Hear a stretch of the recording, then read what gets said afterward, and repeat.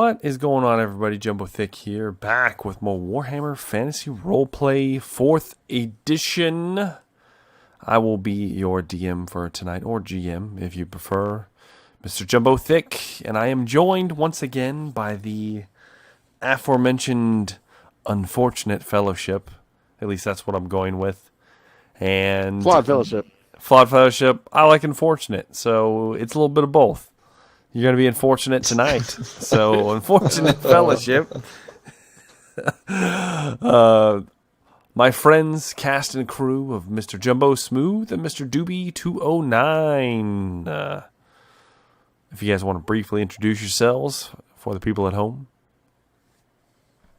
I'm Jumbo Smooth. I'll be playing the role of Marius Wolf. I'm a miner, classic miner. Mm-hmm. Hopefully we made it back home, to my faithful girlfriend, Sarah. Oh, so faithful. Never thought about cheating on her one time on your adventures. You didn't. You didn't.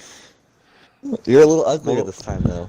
You are slightly uglier. Got some scars. Still attractive, Still attractive. Ruggedly handsome now. Yeah. That's true. How about Mr. Doobie? What's going on, everybody? DB209 here, and I am just beyond excited to be out of Napone and to make it back to my girlfriend, Helga. Yeah. I haven't forgotten about her. Of course not, and nobody has. In fact, your music making has been missed in the. In the tap room of the Silver Baggy. So, yeah, I'm sure everybody's looking forward to all of your sexual escapades that will unfold. Regardless, let us delve into it. So, last we left off, our unfortunate few had, through a series of equally unfortunate events, found themselves in the far east in the land of Napone, traveling by means of some kind of hell tunnel, I believe is what we were referring it to. I did see someone also refer to it as the plague tunnel. Very fitting. You ended up in Napone, where you were essentially searching for a way back, a means of egress to continue forward. You then, through some interesting rules, were ambushed, drugged, mauled, beaten, enslaved, scared.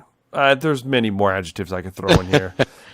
It was a horrible time in Napone. It didn't go very well. Seamus broke his jaw. It's still technically healing. Marius got your eye carved up, and I believe your arm too. So you've got some pretty serious wounds. On top of that, you've also come back with new items since you left.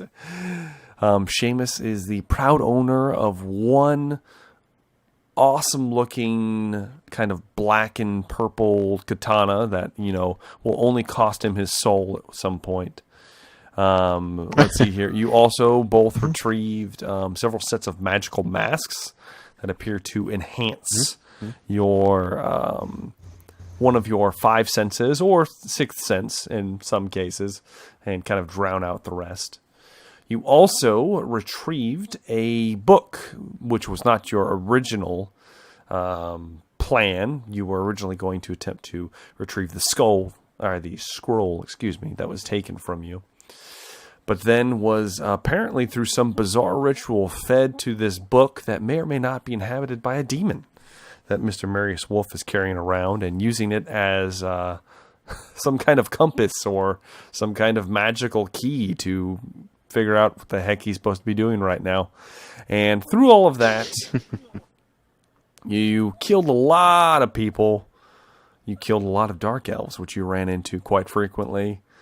Killed a lot of beastmen. You killed a lot of animals. You were chased by several different factions. At one point, you were chased by a group of crazy dark elves. You were also chased by a giant, massive creature in the mountains, breathed in lightning and fog, that crushed a kind of the resting place of where you retrieved everything else. And regardless, you have found your way back, at least into the tunnel system that you think will get you back to Sealburg, your hometown. You were not exactly, what's the word? What's the word? You were set upon by plague people, but there's a certain word I'm looking for. It's escaping me. My English is leaving me right now. But regardless, you pretty much expected that there were going to be plague things inside said tunnel, as it was covered with that ooey gooey film that you ran through on your way to Nippon. You did not encounter the corridor of some kind of like cultist zombie things. But you did, however, through also a series of unfortunate rolls, manage to alert the plague-bearer demons to your presence, whom then summoned a greater demon of Nurgle. A great unclean one made its presence known, which will be felt here momentarily. You did, however, scrape by the skim of your teeth through a very harrowing chase sequence through the tunnel to leave. In the process, the captives that you had liberated from Nippon mostly died on their way through this journey. I believe Seamus sacrificed one for the greater good in the tunnel. The mustachioed man. May his soul rest in peace. May it grace Moore's gardens. Rest in peace. And, however, the mysterious woman who has done nothing but help the two of you, that just, for some reason, is not trusted. I don't know why she isn't trusted. You guys hate her for some reason. I don't know. She's made it through thick and thin, despite all the odds. And I believe, Mary, you were carrying her through the doorway. Is that correct? That is correct. Okay. You had just dodged the massive cleaver that was chucked at the two of you as you were approaching the light at the end of the tunnel. And I believe, Marius, were you the first one through, or was it Seamus? I don't remember. I don't remember either. I don't remember either. Man, dang it. It's not going to matter at this point. It won't matter. Okay. Regardless, you know what? We'll go with Seamus since he's not holding somebody. Since you're carrying a woman. Seamus, I'm going to say you're the first one that actually breaches through the door. I'm going to say you guys hit it at about the same time. And as you're passing through, you feel a tingling sensation overcome your body, a very familiar feeling, almost like you're pressing through almost like a gelatinous kind of substance. But it leaves you cold and tingly. And as you press your way through, you feel open air on the other side and stumble into the room. Almost immediately afterwards, Marius Wolf comes pushing through. Except, Seamus, it's not immediate for you. You're inside the room that you did in fact travel here in, or at least something that looks eerily similar. It is that very alien circular room with the bizarre carvings across the floor and very circular patterns, almost overlapping and interlocking. There is the altar or some kind of pedestal in the very center of this room that has the carved runes and various symbols into the top that Marius was fumbling with that made this door open up into the first place.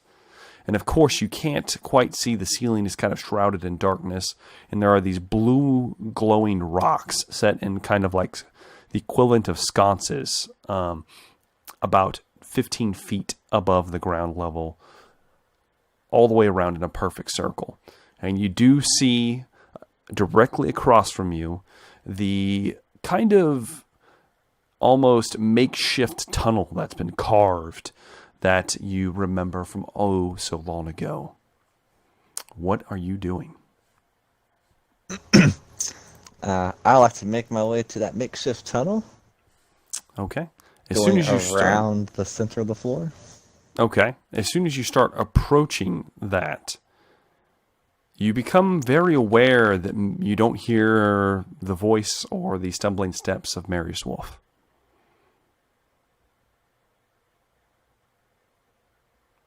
Do you just keep going, or are you going to look around, or anything of that sort?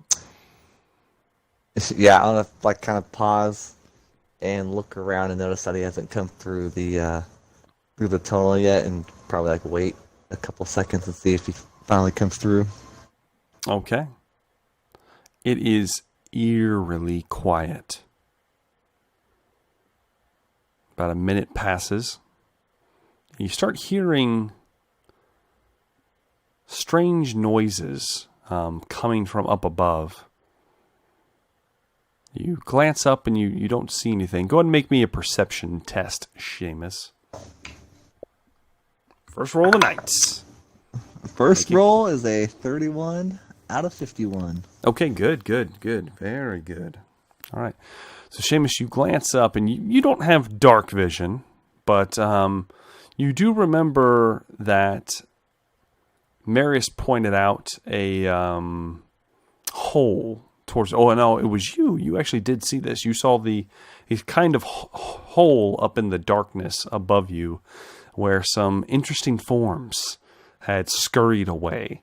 And you hear sounds kind of emanating in that general direction where you know there is some kind of opening up towards the ceiling in the darkness.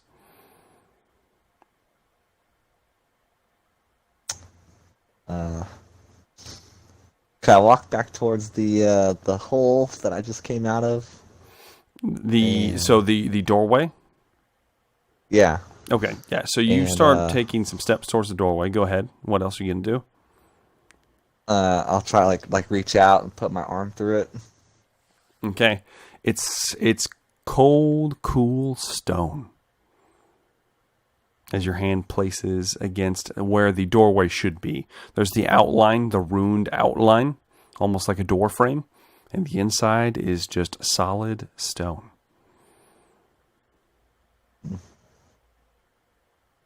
Oh, this is quite weird.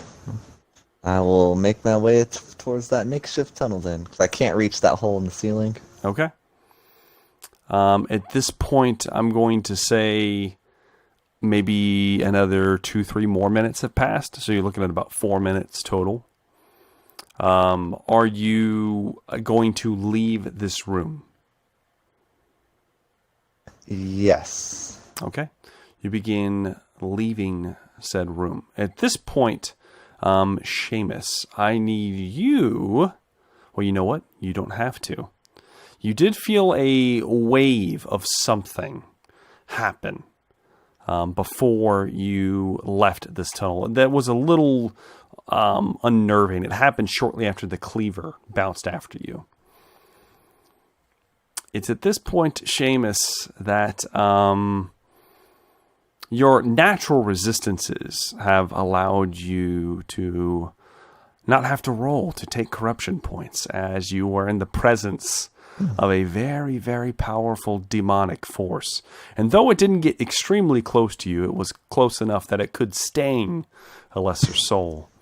But, you know, you having your natural resistance to its chaotic influence, you don't have to make a check for it. You just automatically pass, since this is the beginning of the session.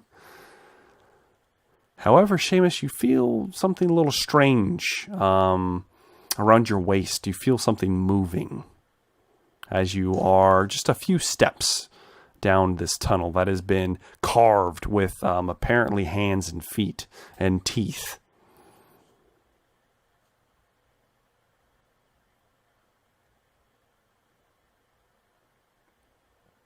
Something around my waist? Something around your waist is tugging. Oh. I'll look down and try to feel for it. Can I see it? So it's a little bit dark in here, but you kind of reach down at the tugging. The tugging is around your right side, and you begin feeling down, and it's at this point that the tugging gets a little bit stronger. And at this point, I'm going to say another 2 or 3 minutes have passed as you're kind of just in this hallway. And it's at this point that Marius Wolf, you end up in the fraction of a second between Seamus entering this room. You finally appear as if it had just happened immediately. There's obviously a big time difference despite what appeared to be just a moment, a heartbeat, if you will. And Marius, you stumble through the gelatinous form, and you kind of hear a shifting sound, Seamus, in the room behind you. And Marius, you tumble into the room, clutching the woman who is shaking, very much shaken, terrified of what happened, and also the probably rather unnatural experience of entering into this room through that door. What are you doing, Mr. Wolf? Just kind of catching my breath, I assume, from our hours of running. Yes. You know? Oh, yes. It is also important to note, since you guys ran for so long, that you both take one more point of exhaustion for your mad dash through the tunnel. So you can write that down for me. Okay. But yeah, just always a fun time in that tunnel. It's kind of shaking the woman a little bit, just kind of letting her know it's okay. Like, it's all right, dear. It's all right. She kind of just nods her head and You gonna put her on her feet? Yeah, just if she's willing to step down. Yeah. She'll stand. You don't see Seamus, Marius. I look around. Do I see anything unusual? Besides what you described to Seamus. You now, which is unnatural, it could have been your time in Depone. Somehow, you actually have dark vision now. Since you've left and come back, maybe your eyes have been attuned. Maybe it was the influence of that chaotic place. But regardless, that's true.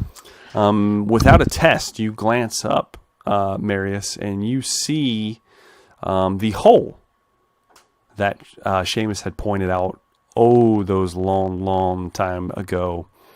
And you also hear the chittering, but you also hear a shuffling noise in the direction of where Seamus currently is, though you cannot see him, as there's a bit of a bend to the tunnel, and he has made it a little bit farther in. But you said I don't see anything in that little hole. You don't see anything. You see the hole. You can quite visibly see it now. And in fact, you can see that it's not very big. It's probably about a quarter of the size of the tunnel that you entered through. Very small indeed, but it is up there nonetheless. Hearing this chittering, can I put on my rat mask? Sure. And do a little bit more of a smell. Give her a whiff. Okay. You place the mask on, Marius. We are going to skip back to Seamus real quick. Seamus, you hearing some stuff back in the room. You're still feeling like the tugging around your belt. What are you doing? Is it tugging at my sword? It is not your sword. In my mind, your sword is sheathed on your left hip because I'm assuming you draw it with your right hand normally, or at least attempt to. Okay. So it's the opposite side. I will. Here, So I heard the noise come from behind me. You did. So I will unsheathe my sword Okay. and stealthily walk back to where that noise came from behind me. Okay, so you're slowly walking. Go ahead and roll me a stealth check.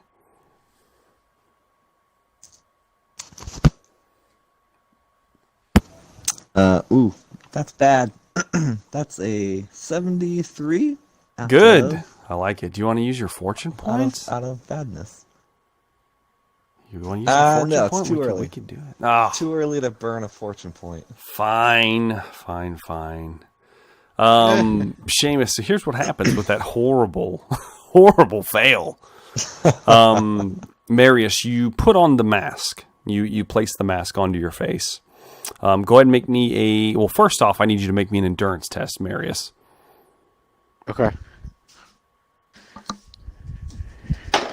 Endurance minus 20. Let's see here. Yes. That is going to be 37 out of 40. Damn it. It's a success. And I have it set up because you weren't directly, it never got close enough to you to really give you a full dose. That unfortunately Marius Wolf still, the GM wishes that you would get some corruption, but you don't get any corruption, unfortunately.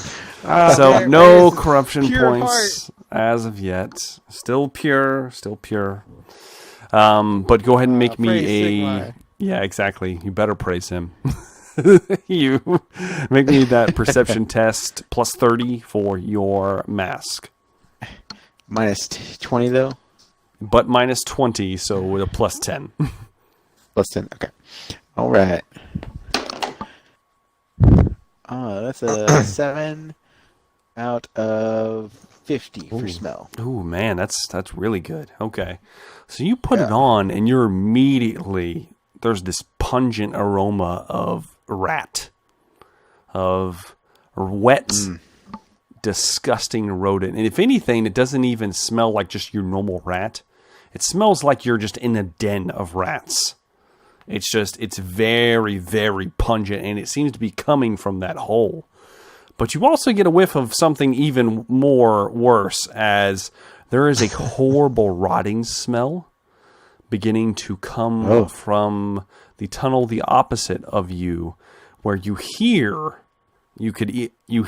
as one Seamus McCready tumbles as his foot catches on a rock with his horrible stealth check and kind of tumbles into the room, though you can't see him that well with the mask on. The woman looks a little surprised. She's like, "Oh," as he kind of tumbles in and almost face plants into the ground. But he keeps his footing, and as he does, you just get a waft of just the smell of decay and disease. And at this point, I need both of you to roll me initiative. Oh, okay. What happened? I don't know. Oh, no. Should have left you. Oh, no. I got a 14. Okay. And Marius? I got an 8. Okay. All right. Unfortunately for you, Seamus, that wasn't good enough. Damn it. Oh. Seamus. I rolled really good for these.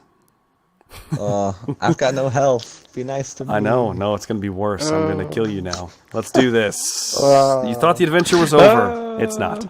Seamus. The tugging at your waist intensifies as you stumble and catch your footing. You see Marius, and you see the woman from Nippon. Marius has his mask on, but he's definitely looking in your direction as you made a bunch of noise. The woman looks horrified. Her eyes widen, and she moves to scream as she points at you. And it's at this point, Seamus, that you feel two distinct tugs at your waist, and you glance down, and the heads of the dark elf women that you just decided to take for some reason. The mummified heads appear to have been affected by something in the tunnel. And the hair that you had attached to your waist has become writhing sets of tentacles. What? The eyes are pustule and running down their faces.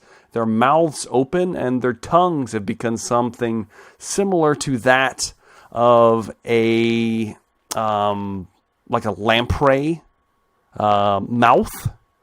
What's the best? What's an analogy I could use here? God. Almost like That was like a leech. Like a leech's mouth on the end of their tongue that distends out and yells in your face as the mouth kind of just falls open, unnaturally large, and there are boils and pustules erupting all over the skin. So they're going to attack you. You were surprised because you did not expect this to happen, so you cannot defend yourself. So let's roll with this then. Oh yeah, that one hits. Oh, it hits. The first head, the one on the left, it has a particularly large boil over its left eye that is slowly closing the pustulated orb in its place, and the tongue lashes out and actually latches onto your throat, dealing, let's see here, it deals 4 wounds. You can reduce this by your toughness bonus and any armor you're wearing on your face, technically like your head area. Which I don't think you have any. Yeah, I don't think you have any. So you automatically take a wound, since I believe your toughness bonus is 5. So you take 1 wound, and I need you to make me an endurance test at -20 because of your 2 levels of exhaustion.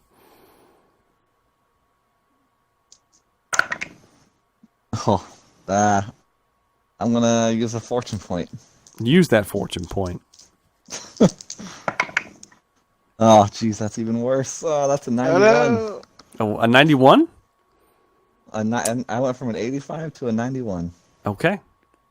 You take, well, first off, as it sinks into your flesh, you feel a pulse of something enter into your bloodstream.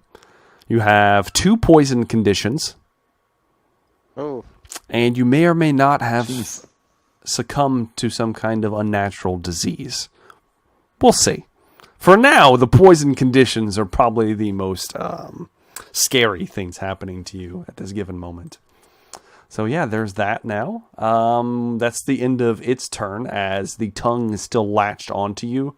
And unless removed, will continue to attack you. So there is that. All right. Next creature. At this point, I'm going to say that you are not surprised since you were just attacked, and I will give you the opportunity to attempt to defend yourself. Your sword is drawn, and you see the tongue, which they are getting advantages to hit you because you have tied their hair around your waist. And so you are going to be at a -20 to defend yourself. Because of your points of exhaustion. I'm just gonna leave it at that. It wasn't gonna be worse than that, but you can attempt to defend yourself if you choose. All right, I will attempt to defend myself.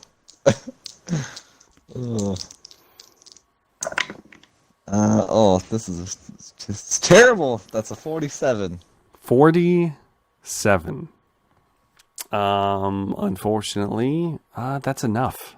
Damn it. I was hoping I would kill you right here, right now. Oh. Didn't happen.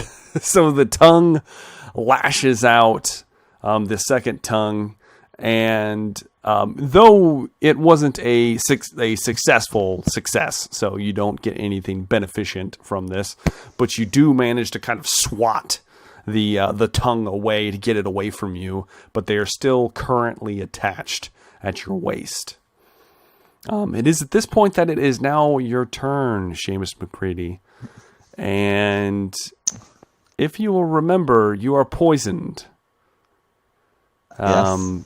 Would you like to remove said poison with a resolve point? I would love to do that. Okay, so you remove one. You still have one poison condition that is going to deal 1 damage to you. Unless you can resolve it with something else in the moment. I'm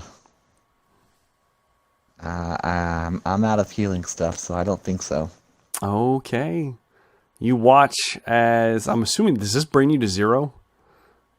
No, I am currently at 1. You're at 1. So you take I had 3.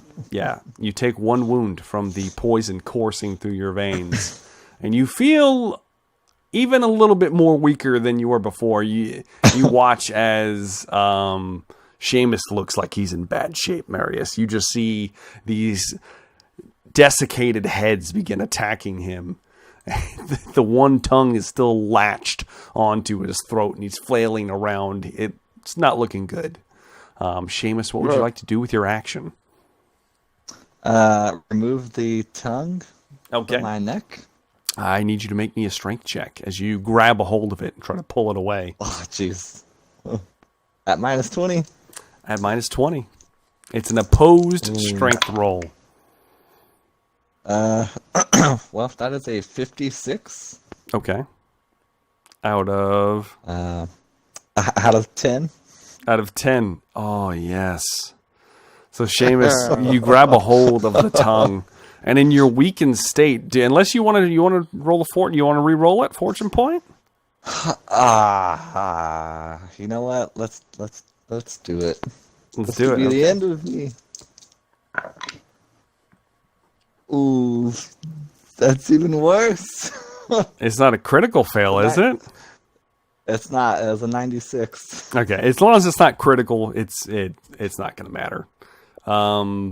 You latch on to, you do grab a hold of it with your free hand and you pull, and with the poison coursing through your veins and just the sheer exhaustion of the day as it has unfolded, you don't have the strength to pull this thing off of you. It is latched on.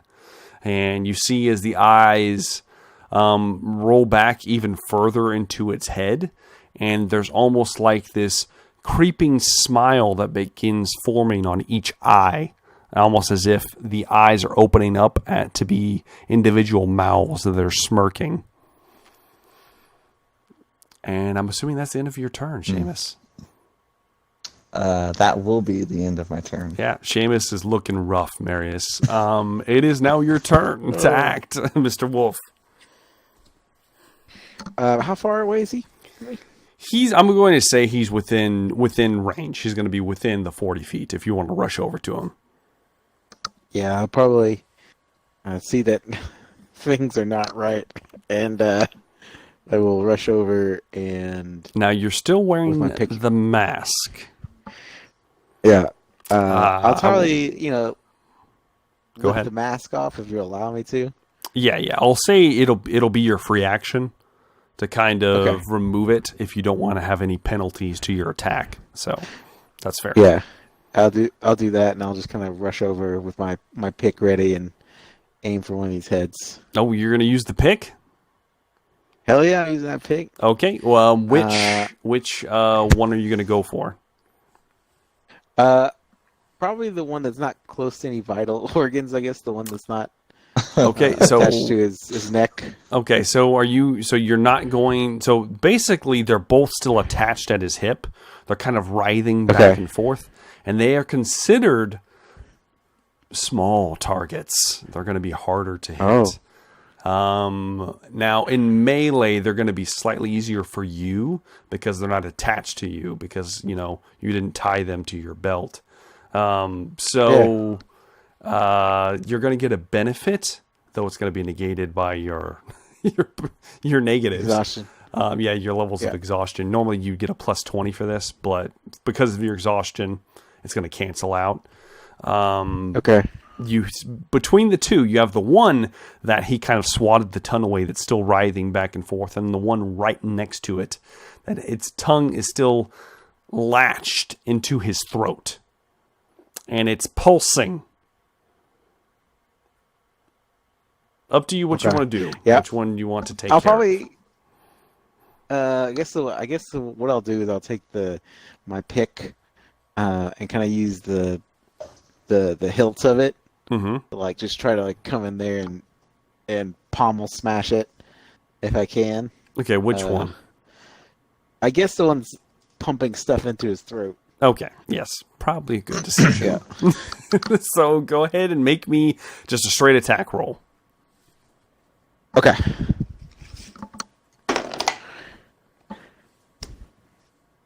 That is going to be a 46 out of 64. Okay, all right.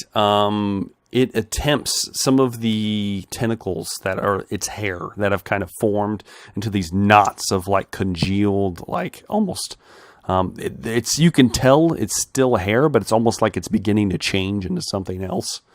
And they try to move the head to dodge out of the way of the blow, almost as if they have their own sentience.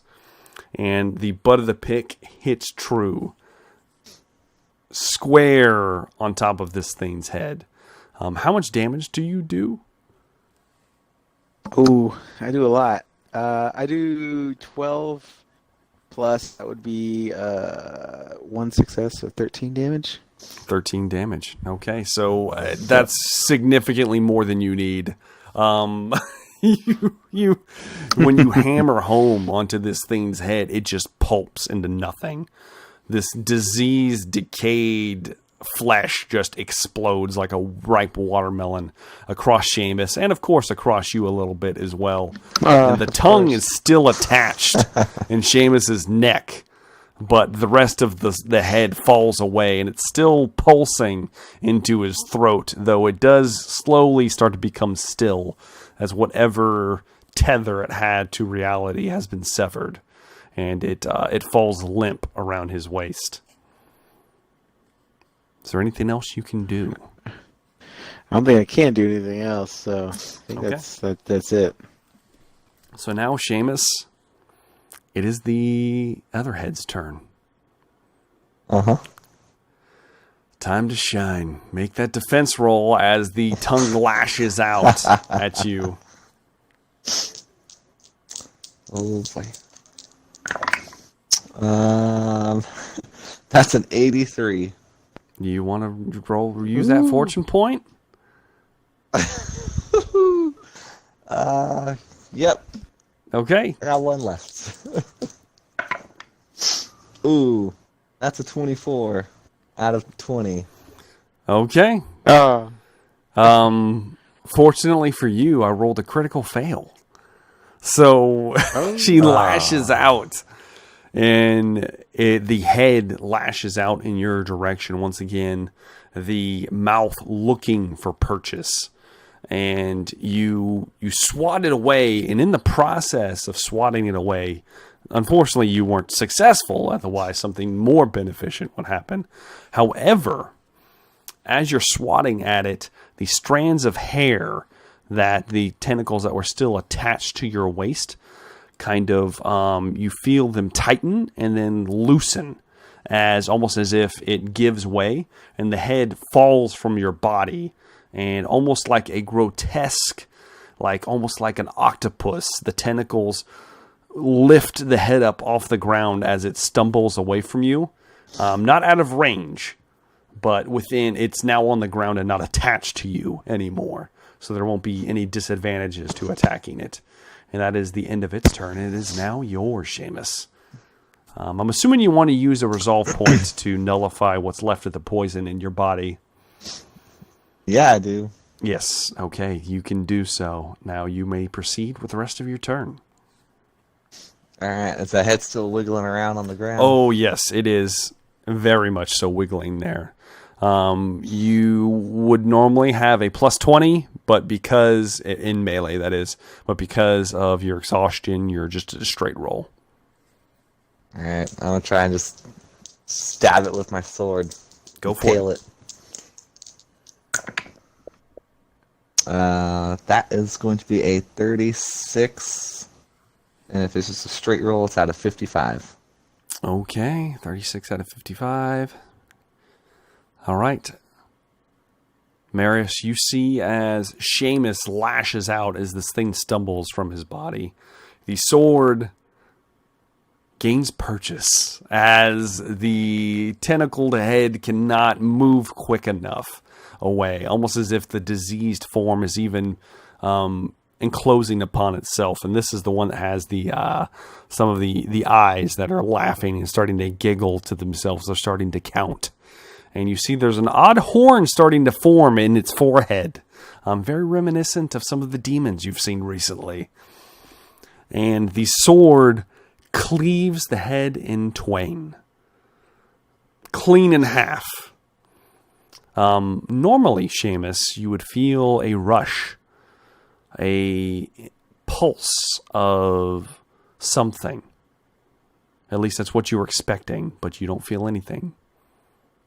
Though the corpse that it is now is fully and truly a corpse, as the severed head splits in two and begins to turn to mush at your feet.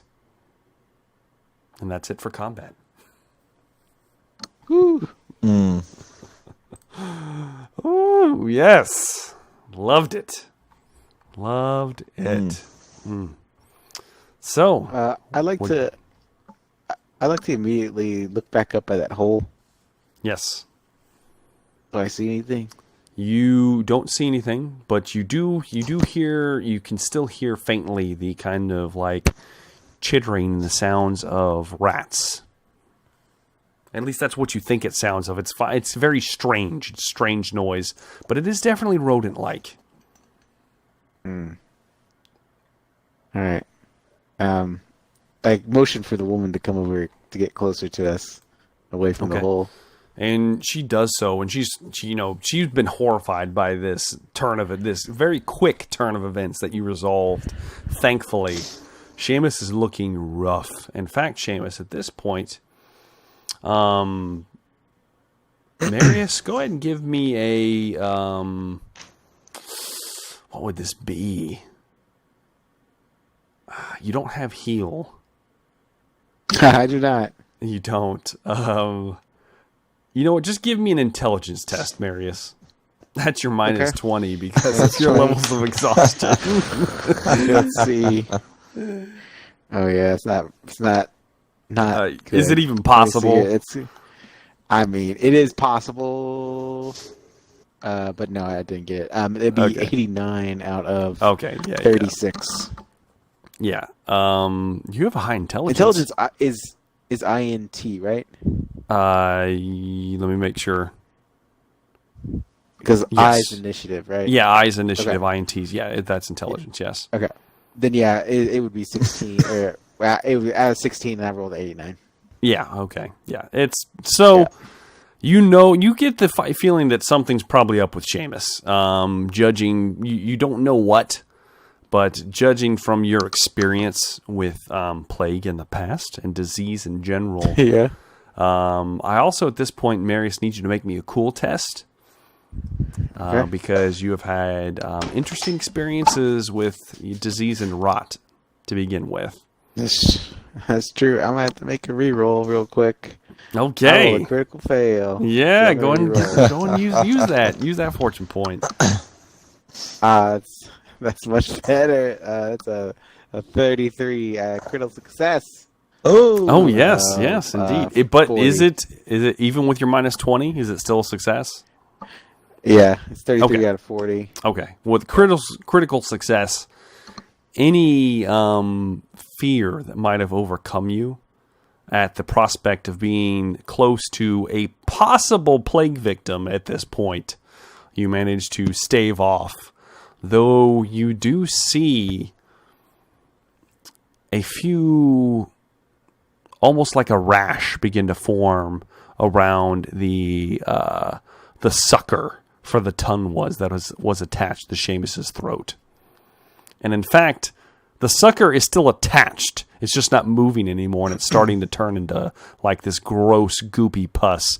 Very similar to the stuff you guys were walking through in the tunnel.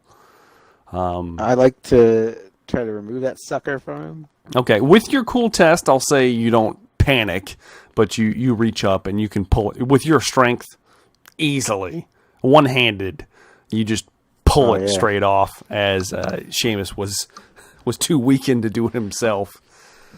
I'm not going to say it does any damage to him. I'm being nice right now, but thanks. So nice. Yeah, the mouth falls away, and the woman comes rushing up, Seamus, and you see her, kind of open up her like kimono that she's wearing.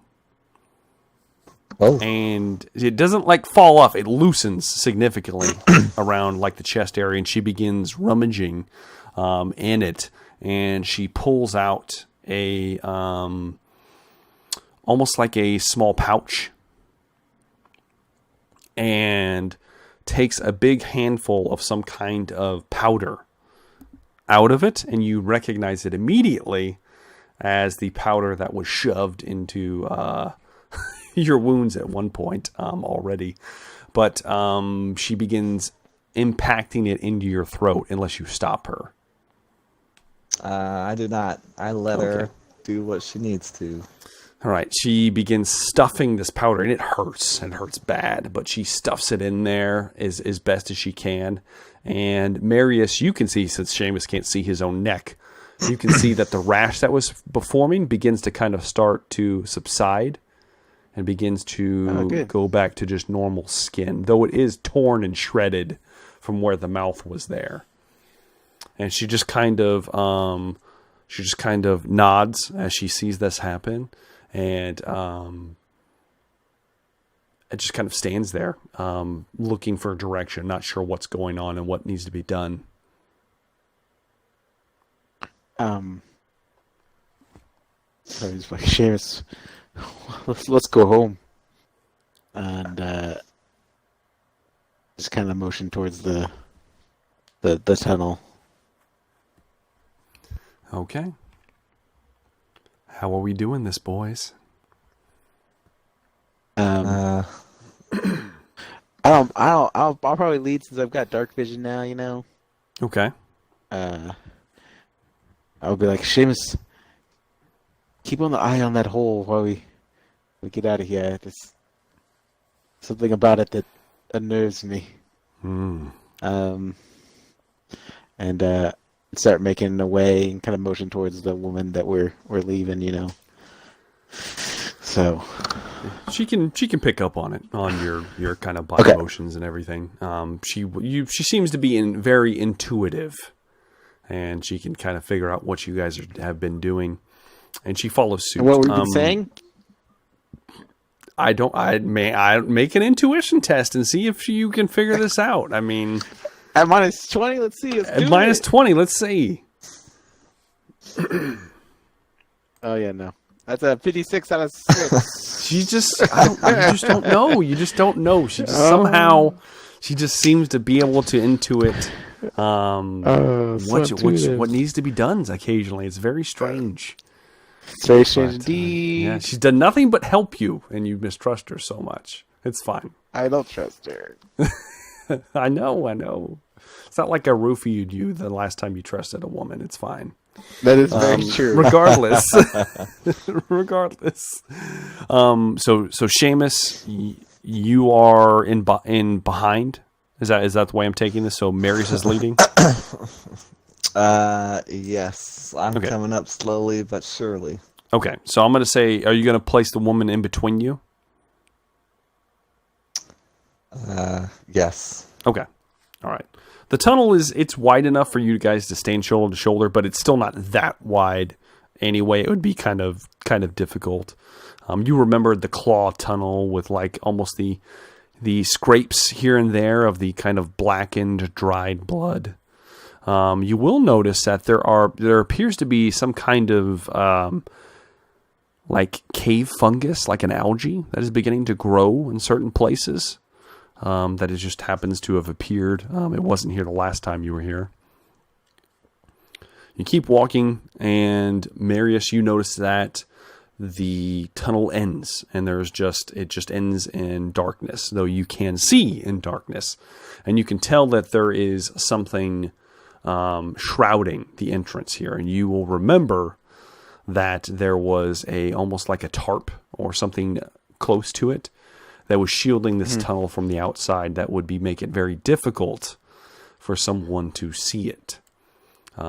You push your hands against it and push it to the side. It gives way easily enough.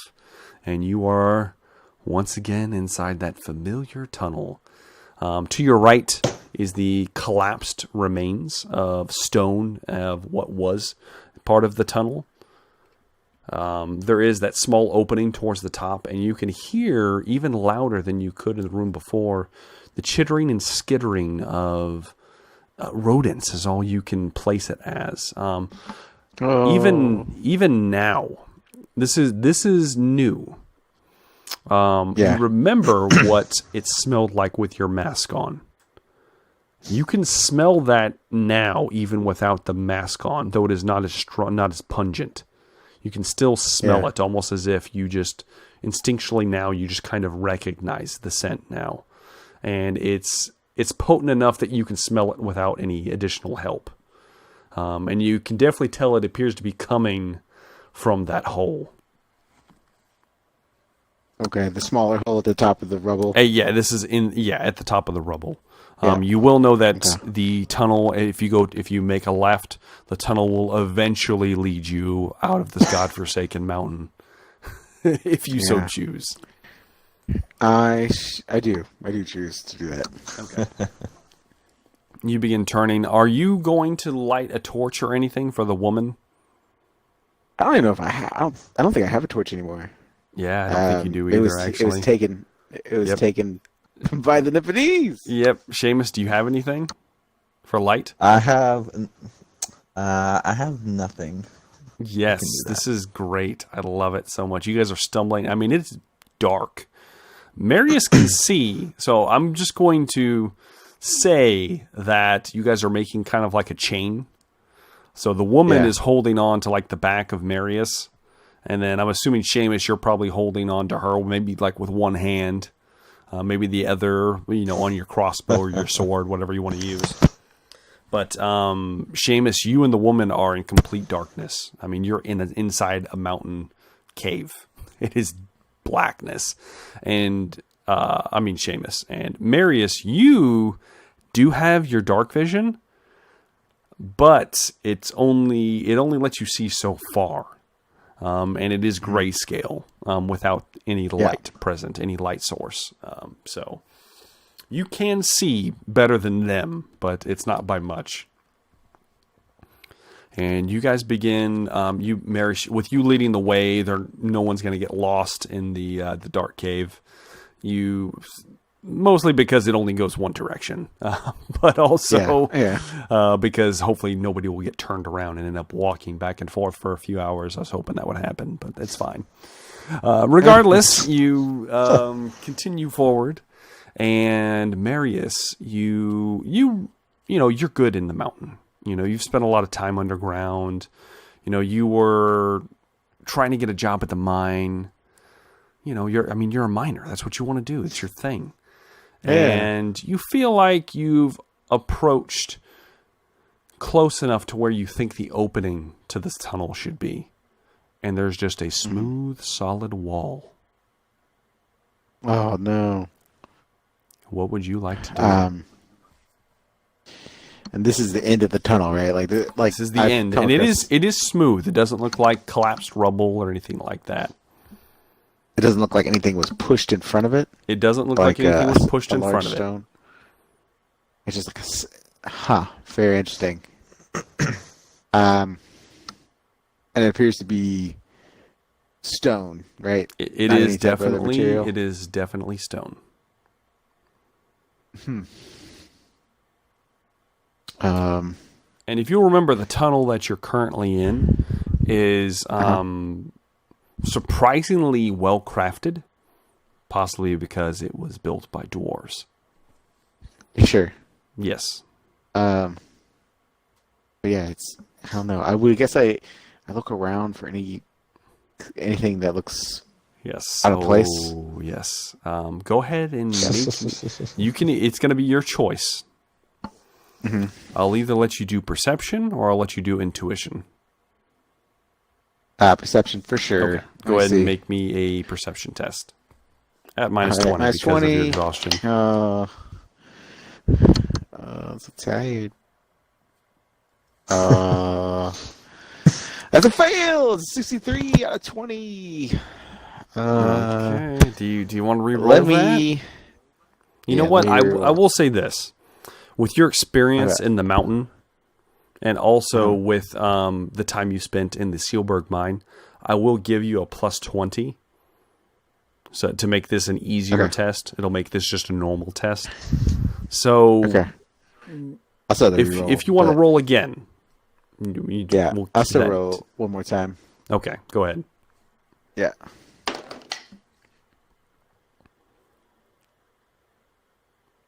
Oh, nice. That's a 34 out of 40. Okay, all right. Just enough. Even in your you make a pass originally, and you're like, oh my god, this wasn't here before. And then you realize, hey, this was closed when we first got here, and we opened it somehow. And with that in mind, you begin looking around, looking for something that's out of place. And the Dawi are very, very good at hiding their switches and secrets.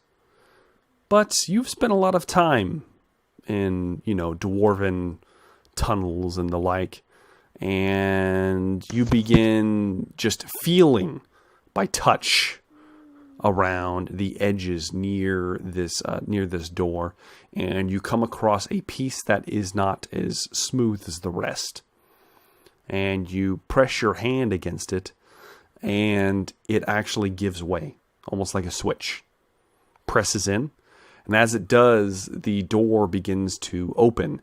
It opens about 2 feet and then stops.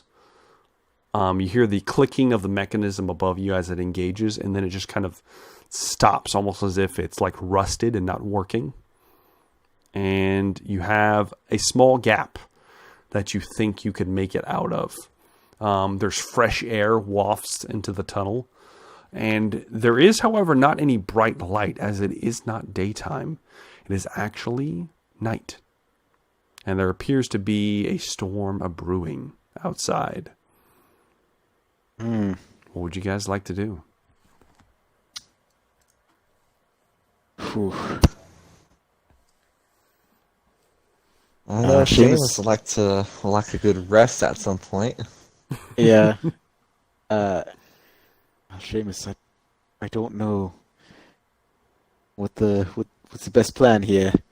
We could either try to stay in here, but I think there's something definitely wrong behind that rubble down at the end. Something's not right here.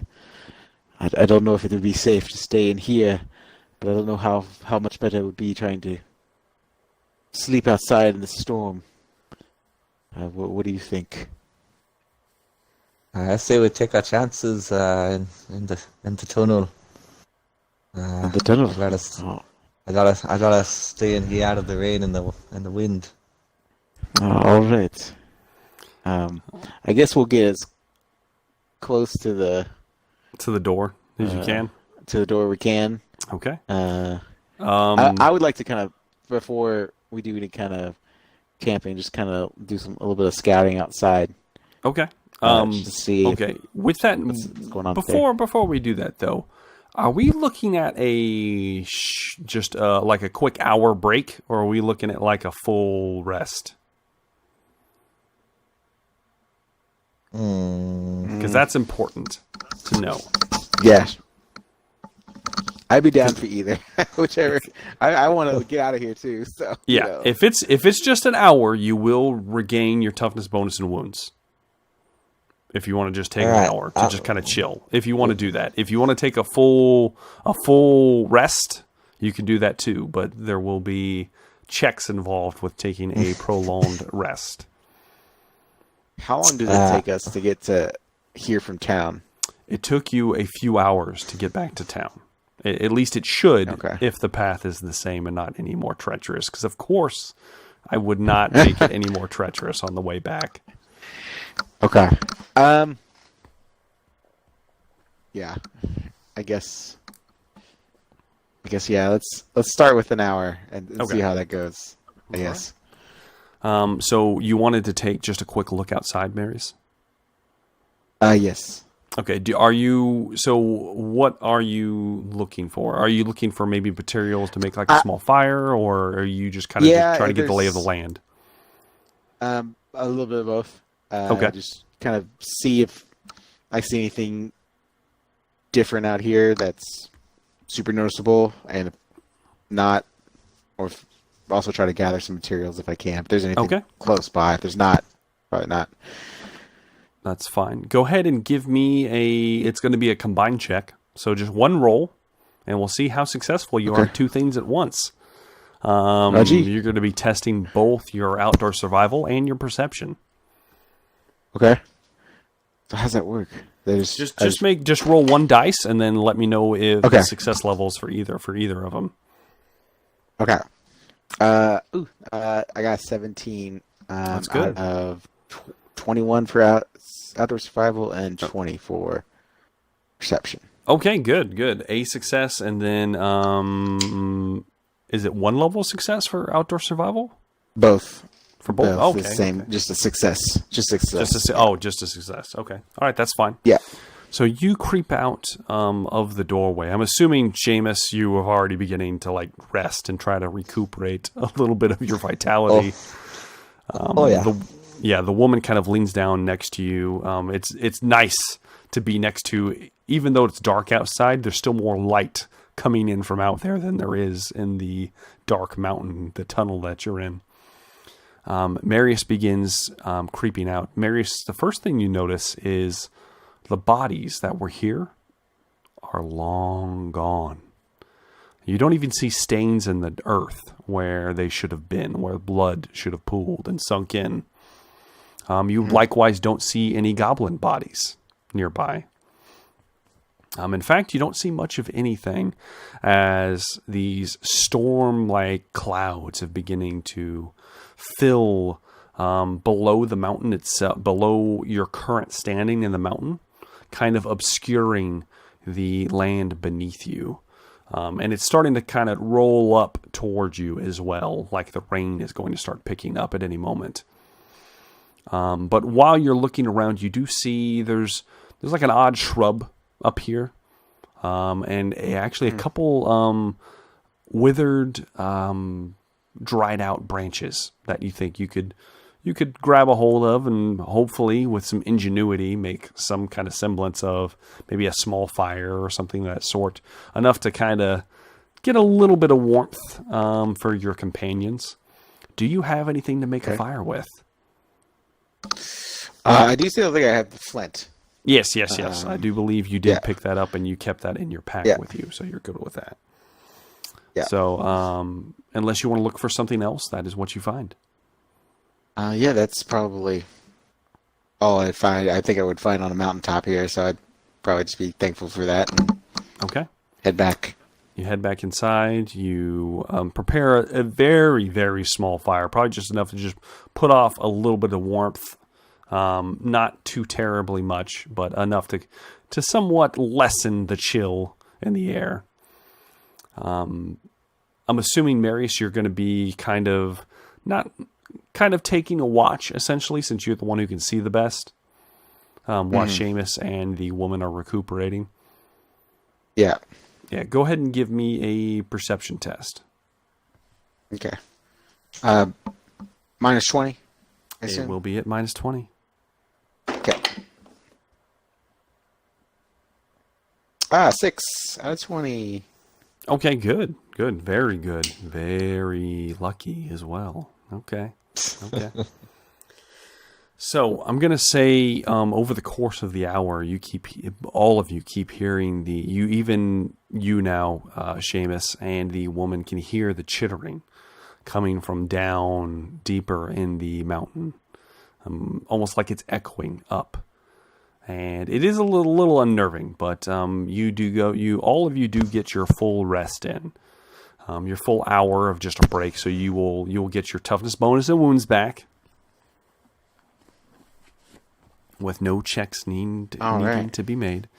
Marius, right towards the end,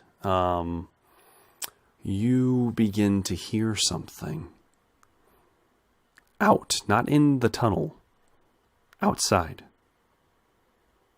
Okay. What do you choose to do? It's hard. It sounds out of the normal. It's hard to discern because at this point the clouds have moved in and it's beginning to rain, which is in turn muffled some of the noise. But it definitely sounds almost like talking. I'll kind of put my hands to my lips, kind of shushing Seamus and the woman, and grab my pick and kind of start to try to peek out if I can. Okay. All right. So you peek out, you don't see anything, but when you get your head outside of the tunnel, you do hear it a little more clearly, and it definitely is speech, though it's of not a language you can understand. And it from the sound of it, sound from like your Nipponese? success, it is definitely not Nipponese. You would know the sound of that. You would know the sound. Okay. It's definitely language, and it's none that you've heard thus far. Oh wow. Okay. But you get the idea that it is below you, kind of like the sound. It might be traveling slightly up. Yeah. You get the idea that if you approach the edge of the kind of rock shelf that you're on, that you might be able to see or hear better what is going on out there. Ooh. I kind of turn back and whisper towards Seamus and the woman. I don't know if she understands me or not. But I'll say, Seamus, there's voices out there. I'm not familiar with the language. I'm gonna go have a look. You stay here, and I'll go take a look. Okay. Are you moving stealthily? Well, I'm good. Gonna try. Yes. Give me that stealth check let's at see. -20. Oh. Well, could have been worse. 36 out of 6. Yes. 3 levels of failure. I love it. I'm not Okay. gonna re-roll it because there's nothing I can do. I don't feel like. I know. Your chances are slim at this moment. Yeah. I'm going to give you the choice. You can either keep your previous perception test, or you can roll it again. I'll keep it. Okay, yeah, that probably sound. So you begin approaching the edge, kind of like hand and knee, kind of crawling over there, commando style. You get to the edge of the rock shelf, and it is dark out here, though you can see better than most in the dark at this point. Mm-hmm. And you peek over the edge, Marius, and below you, about probably 40, 50 feet below you, slightly illuminated as the crash of lightning kind of lights up the area, and occasionally the clouds from the storm dissipate, and some of the moon shines, and you can get a better sight of what's happening. You see a collection of humanoid figures below you. You can definitely hear speaking at this point. What you hear is a more guttural language. It's deep. It definitely sounds. It sounds similar, not the same, It sounds very, very similar to the language the beastmen use. You've killed and been around enough of them to kind of somewhat, though you don't understand their words, you can at least understand that, hey, that's that language that they speak. So it's similar to that. Not the same, though. Then you also hear a very high-pitched chittering language coming out of someone else replying back and forth, almost as if there's a heated conversation happening below you, loud enough to be heard over some of the storm, though you do not understand its words. You see below you that there is a collection of 6 humanoid figures that appear to be rather large, though about the size of, judging the distance, though it is slightly obscured by the darkness and the storm, you can tell that they are about the size of a man, a normal man. And they are all wearing, 5 of them are wearing, it looks like some kind of cloth garment covering their bodies. They have deep hoods pulled over their heads, and you can't tell what material it is. It is almost black. There's a large symbol on the chest that you can't quite make out at this distance with your perception check, unfortunately.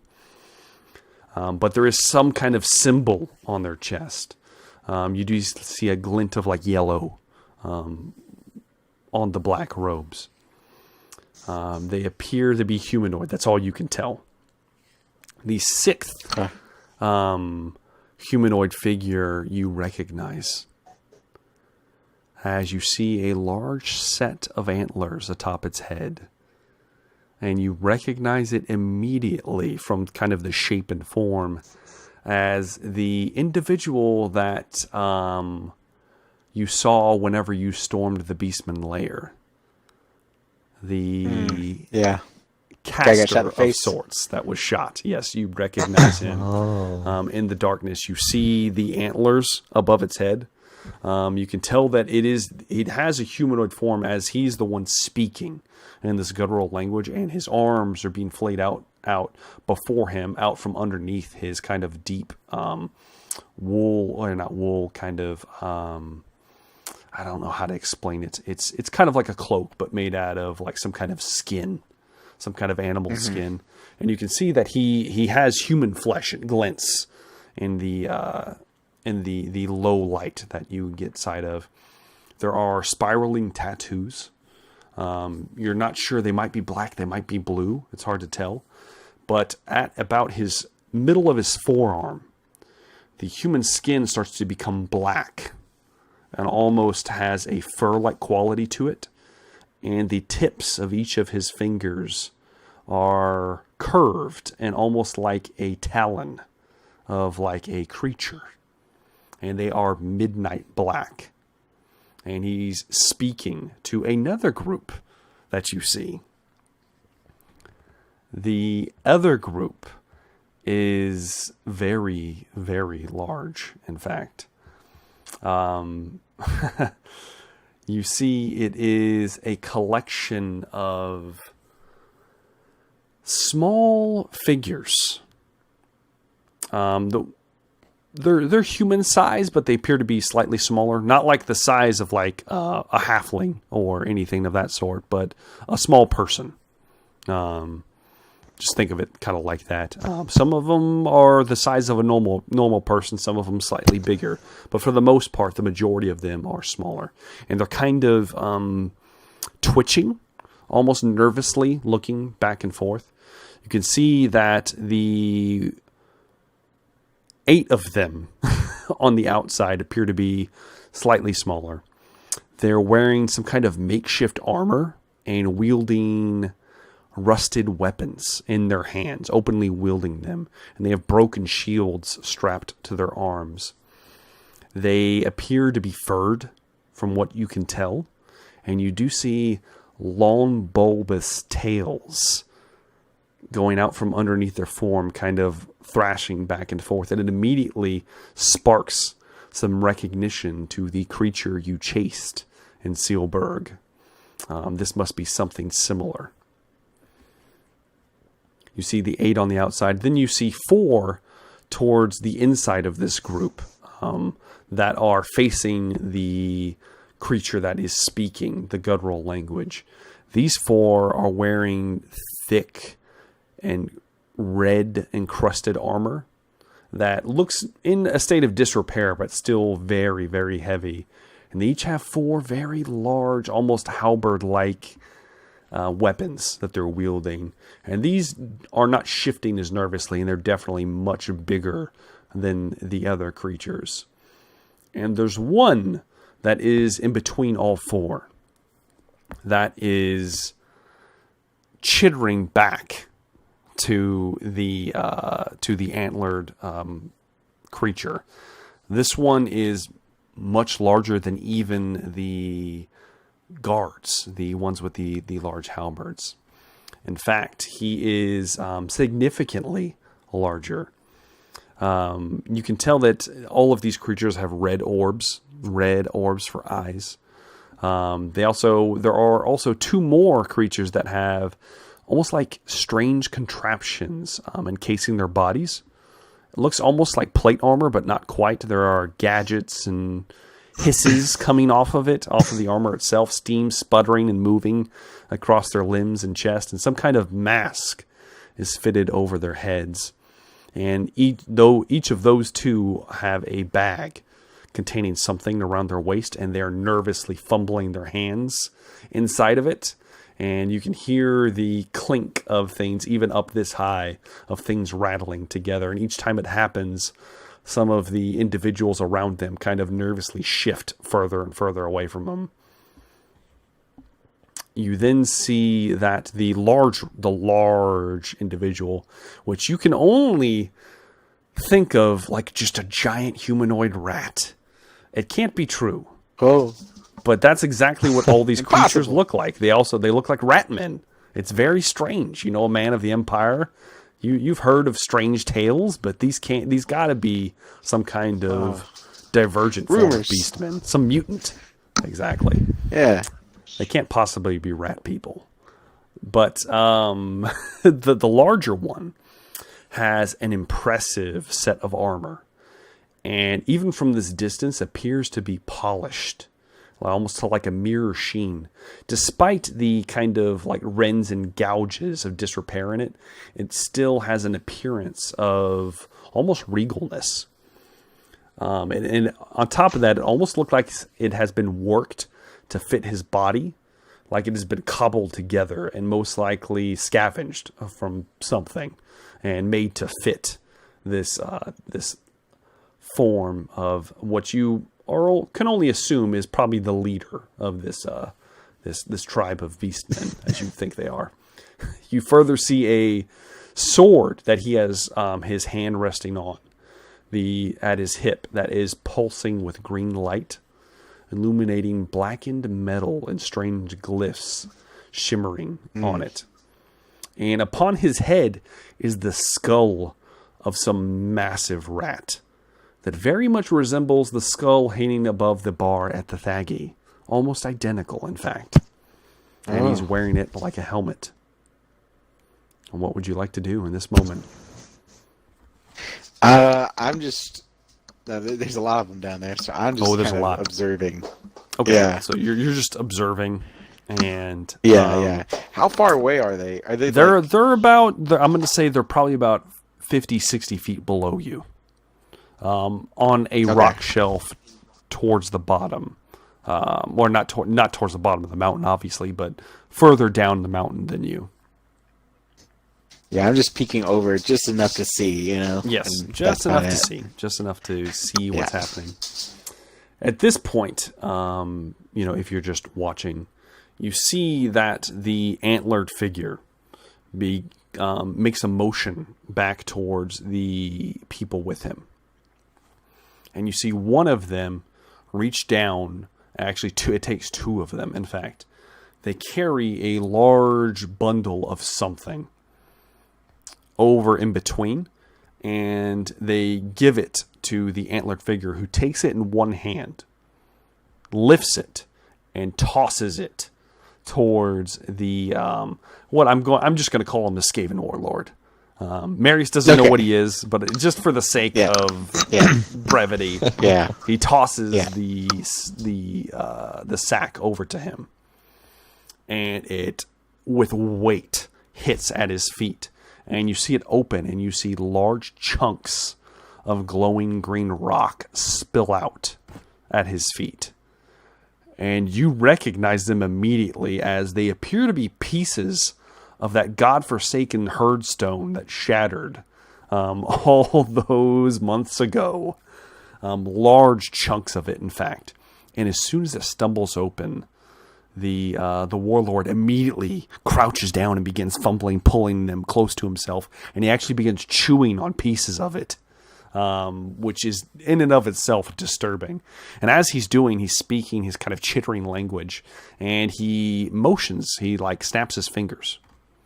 And something slightly more disturbing happens. You don't have an excellent view because of your perception test.